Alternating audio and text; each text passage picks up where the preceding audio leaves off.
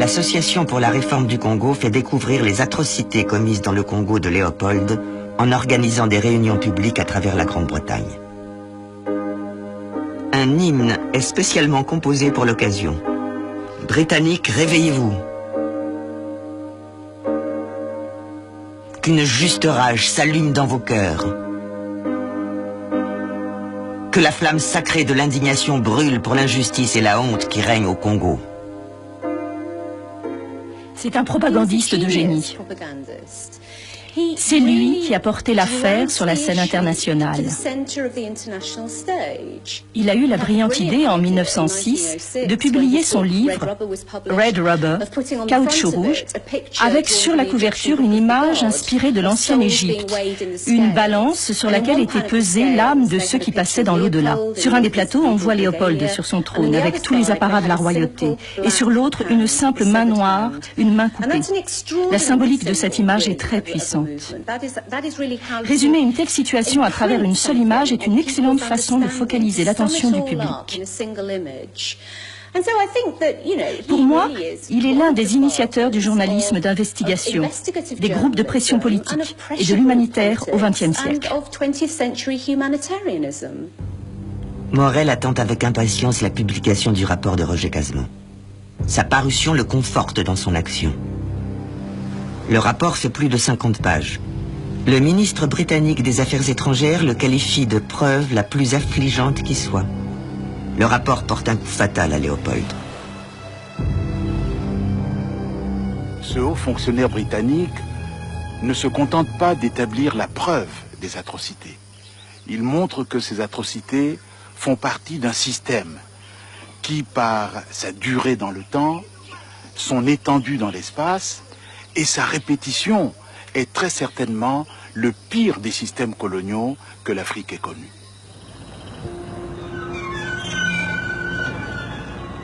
Le rapport Casement déstabilise tant le roi qu'il commet une lourde erreur. En 1904, il envoie sa propre commission internationale au Congo pour mener une enquête. Il pense tenir les délégués sous son contrôle. Il se trompe. Il n'a pas prévu la détermination d'un homme, John Harris, un missionnaire de Baringa. John Harris et son épouse ont ouvert une mission en plein cœur de la zone des concessions. Ils sont quotidiennement témoins des exactions commises contre les Congolais. Harris décide de mener sa propre guerre contre l'État. À son Excellence, le vice-gouverneur général. Je reviens d'un voyage à Nsongo Mboyo, un village de l'intérieur du pays. La misère la plus abjecte et l'extrême abandon sont tout simplement indescriptibles. Il y a quelques mois, M. Pilate y est allé avec des gardes. Une jeune femme du nom d'Imenega fut attachée à la fourche d'un arbre et coupée en deux avec une machette, depuis l'épaule gauche, à travers la poitrine et l'abdomen, jusqu'à la hanche droite. Les gardes ont massacré cette femme pour punir son mari. Une autre femme, Bolumba, voulant rester fidèle à son mari, se vit planter un pieu dans le ventre par le vagin. Comme elle vivait encore, elle fut achevée d'une balle. J'ai appris que dans de nombreux villages, les gardes s'amusent en forçant les villageois à avoir des rapports incestueux. Votre Excellence, je fus si ému en apprenant ces histoires que j'ai pris la liberté de leur promettre au nom de l'État indépendant du Congo qu'à l'avenir vous ne les ferez exécuter que pour des crimes.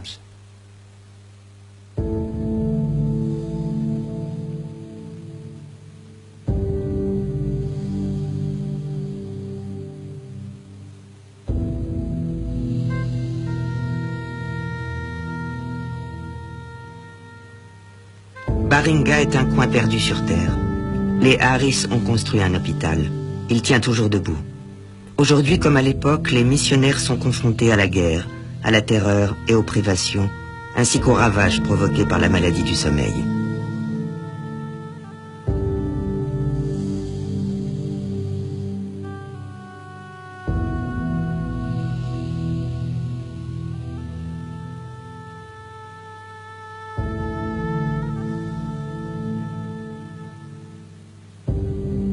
Le Congo de Harris s'est fait déchirer pour son caoutchouc. Le Congo d'aujourd'hui est dévasté pour ses diamants, son or et les autres minéraux dont regorge son sous-sol. Les conséquences pour la population congolaise sont les mêmes. Des générations de souffrance, des générations de persécution.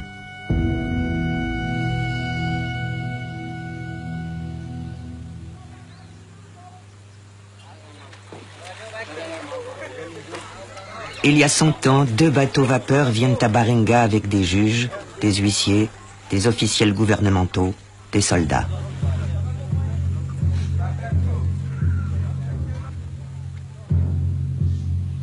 La commission internationale de Léopold arrive sur place.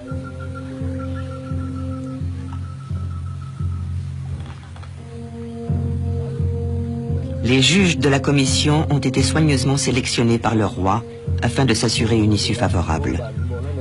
Mais John Harris a convaincu un grand nombre de Congolais de témoigner. Au fur et à mesure que les juges découvrent la teneur de leur déposition, le plan de Léopold s'effondre.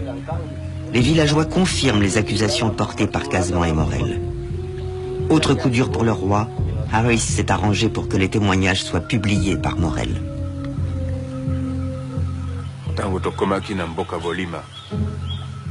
En arrivant à Bolima, Iseki Fassou, le chef du village, gisait dans sa case.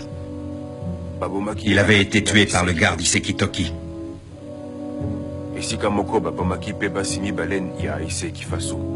Les gardes avaient tué 2 épouses d'Iseki Fassou, ainsi qu'un bébé qui avait été coupé en 2.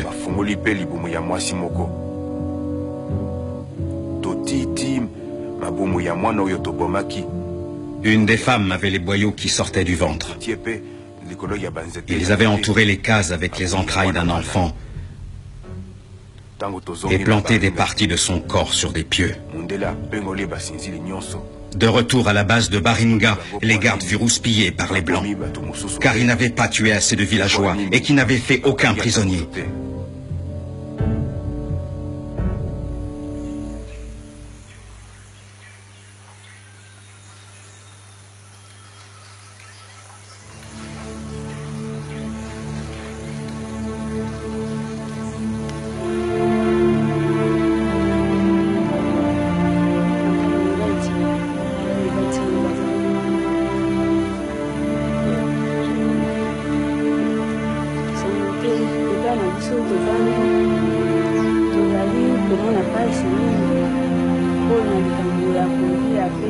Pendant 3 mois, la commission de Léopold récolte des témoignages pour son rapport. Un incident va les marquer par sa symbolique. Lontulu, chef d'un village des environs de Baringa, se présente à l'improviste. Il apporte 110 rameaux. Chacun représente un villageois tué par l'État. Il dépose les rameaux un à un devant les juges en citant un nom pour chacun d'eux.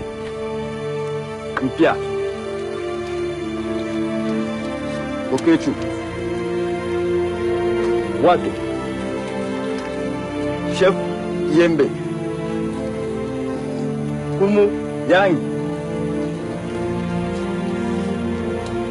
Kumu Mai,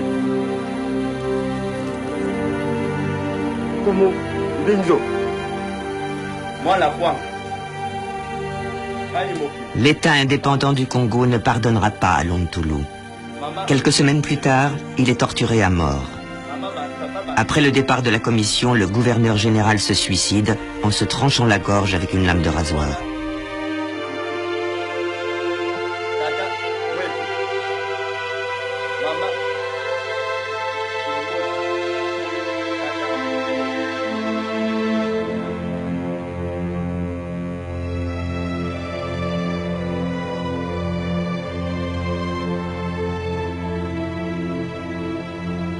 Dès que John Harris débarque en Angleterre, le journaliste Stead lui demande si Léopold devrait être condamné à la pendaison par la nouvelle Cour internationale de justice de La Haye. Harris répond « Tout tribunal international ayant les pouvoirs d'une cour d'assises enverrait sans hésiter les responsables à la potence sur la seule foi des témoignages récoltés par la commission. » L'idée qu'un des grands colonisateurs européens, un colonisateur des plus impitoyables et des plus répugnants, soit envoyé devant une cour internationale est très séduisante. La riposte à l'époque, qui correspond tout à fait à l'esprit de ce nouvel impérialisme brutal, répressif, agressif et violent, c'est une critique des plus malsaines envers le développement d'un mouvement radical international. Des hommes comme Stead et Morel ont impulsé un mouvement dont la Société des Nations et les Nations Unies seront les héritières.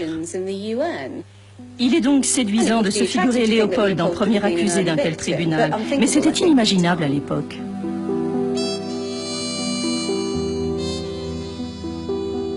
Le rapport de la commission Léopold donne raison à Casement et à Morel. Sa publication provoque une vive réaction en Belgique. Léopold tente de rendre les choses aussi anodines que possible, mais en vain. Pour la première fois, des intellectuels et des responsables religieux belges s'élèvent ouvertement contre le roi. La possibilité d'une annexion est bien réelle. La Belgique pourrait reprendre le contrôle du Congo. Morel observe avec jubilation le règne de Léopold au Congo, touché peu à peu à sa fin.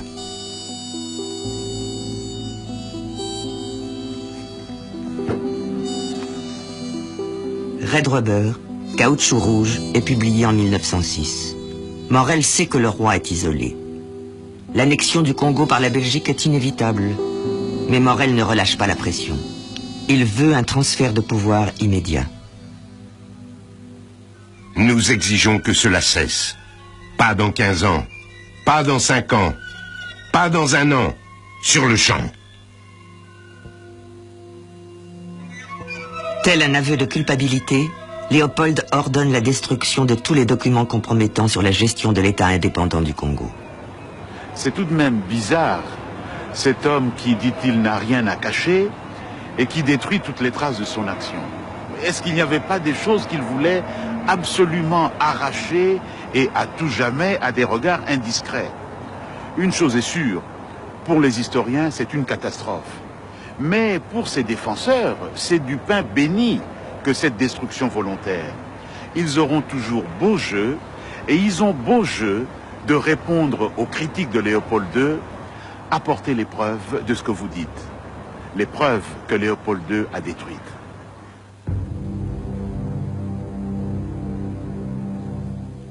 Jusqu'à la fin de sa vie, le roi prétendra que le Congo lui appartient, mais plus personne ne l'écoute. En 1908, le Congo devient une colonie belge. Le gouvernement belge verse 50 millions de francs au roi en signe de gratitude.